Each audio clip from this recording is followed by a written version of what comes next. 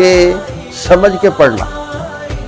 سمجھ کے پڑھنے سے کیا مراد ہے کہ اس کے معنی اور مطالب کو ہم ذہن میں رکھیں کہ اللہ تعالیٰ سے ہم کیا وعدہ کر رہے ہیں.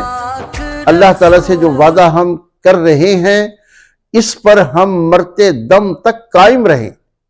وہ وعدہ کیا ہے؟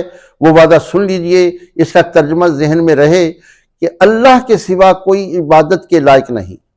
لا الہ الا اللہ، نہیں ہے کوئی عبادت کے لائق سوائے اللہ کے. لا الہ الا اللہ، اس کو یوں بھی کر سکتے ہیں ترجمہ، نہیں ہے کوئی معبود سوائے اللہ تعالیٰ کے.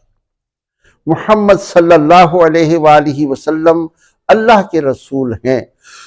یہ اس کو سمجھ کے پڑھنا، یعنی کہ اس کے ترجمے کو اور اس کے مطلب کو ذہن میں رکھنا، یہ بہت ضروری ہے. اور اس کے